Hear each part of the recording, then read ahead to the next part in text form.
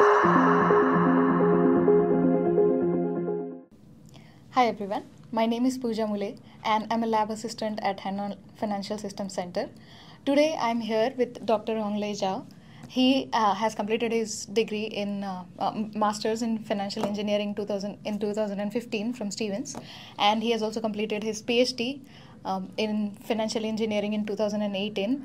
So today he is here with us to share his experience at Hanlon as he worked as a lab assistant when he was here, and also his time at Stevens. So first of all, Honglei, thank you for joining us today.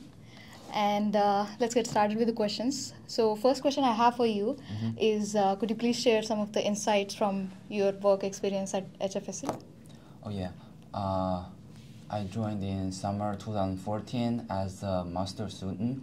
I started some work related to research on different curriculum because at that time we were designing some classes, some practical classes in other schools across U.S. to have a better understanding of what's going on and what topics are covered in different curriculums, and better utilize our lab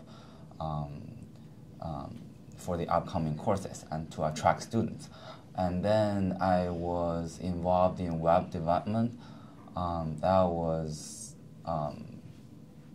almost start from scratch, both for our web server and also for myself, because I wasn't from a computer science or web design background. And then I ended up, just like you guys, making videos for the lab and shooting different people's experience and feedback on the lab.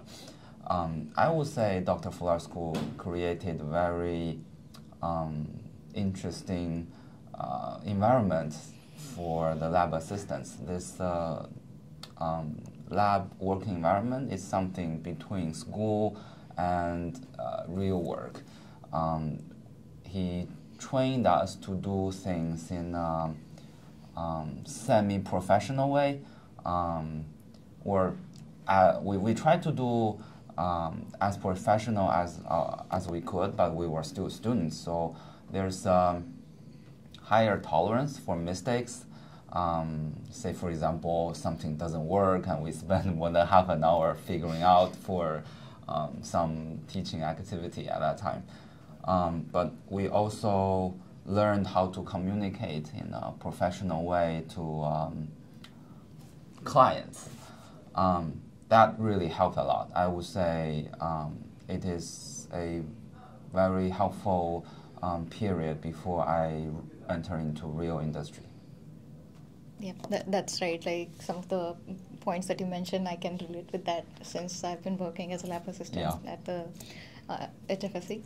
So, so the second question I have for you is, what are some of the lessons that you think, these are the valuable lessons that you have gotten from your time at HFSC? Yeah. So this is a very typical type of technical work. So for example, for almost 2 years, I was doing web development, well, basically collecting contents and design and publish the contents in a proper layout. It was very detail-oriented, and Dr. Fuller School was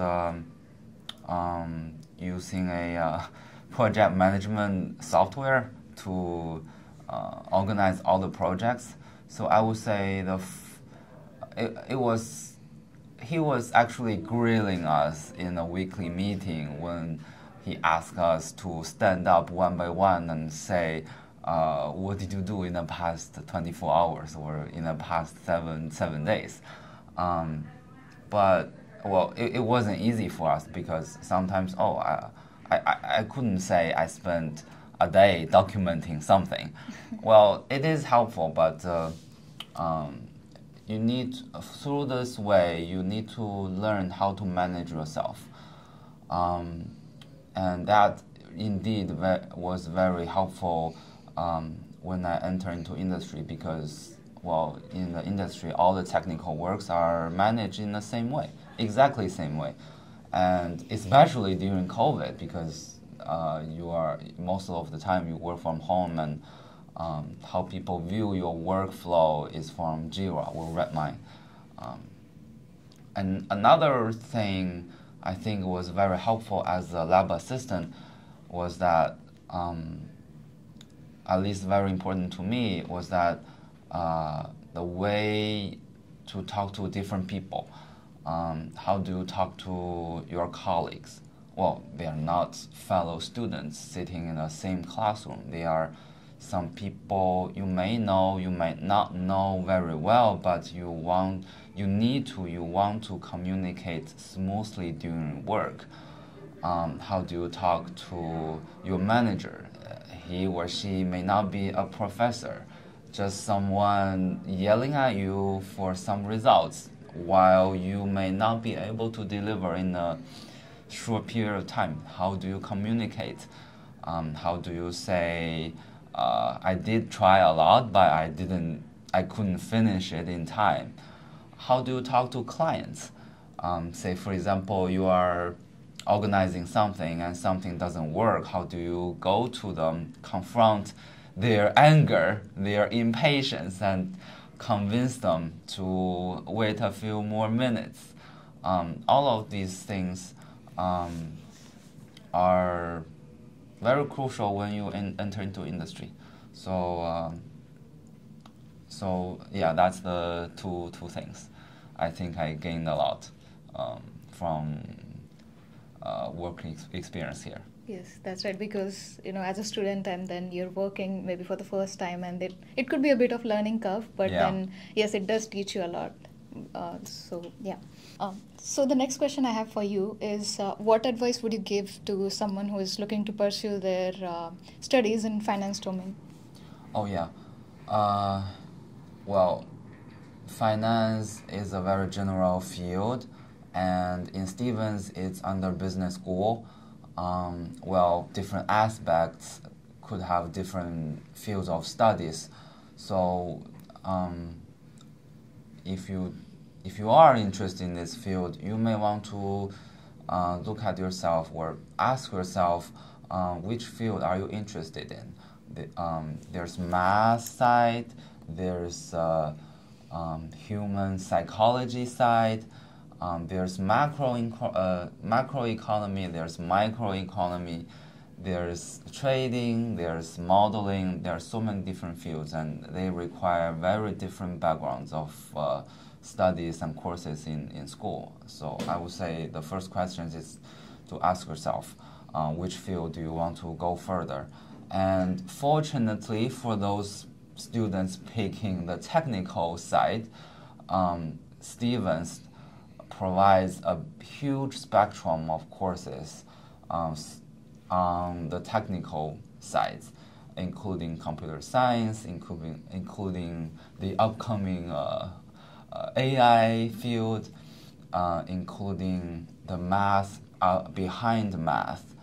I would say those courses are not only under business school. You can also go to math department, go to engineering school. Actually, financial engineering studies, well, it was a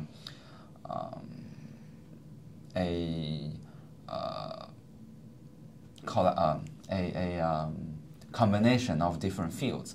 So those courses from engineering school may also help. For example, optimization was a huge topic. Yeah, that's for studies in this field. So next question I have for you is, how did your study in financial engineering at Stevens helped you with respect to pursuing your career? When I was a student in financial engineering, all of my courses were very detail-oriented, and I believe that was really helpful when I look for jobs, because all those interview questions I got were very much in detail, and had I not think or did any projects related to real data, I would definitely fail. Okay. And another thing I learned from the courses here is that the way you need to sharpen your way to get knowledge. You need to find a way for yourself to learn something as quick as possible. Okay. Because actually, to be honest, for now, when I'm working now every day, I would say the actual knowledge I could remember or recall or reuse from school were like below 20%. There's so many new things coming up during the years. Well, I believe those things will be added to the curriculum, but well, I couldn't go to school and listen to those courses, right? So I need to learn myself. So besides the knowledge you gain from the courses, you also want to learn how to get those knowledge by yourself. That will make your job looking much more efficient, I would say. Yeah, that's a great suggestion. So next question I want to ask you is how you use the knowledge and the work experience that you gained at school when day to day now that you're working, how do you apply that? Finance is it's not pure science because it's related to human psychology, and when you are I'm from a modeling background. Well, modeling is not for the purpose of modeling. It's for the purpose of explaining something. So my work, I benefit a lot from the thinking when I was a student. For example, I was studying this model. Well, okay, I saw those numbers. I was given a lot of time and questioned a lot of times by my advisor that, okay, can you explain this? What do you think about this? Why is the curve like that? Why is the curve like that? Why do you think it's the points are scattered in this small area?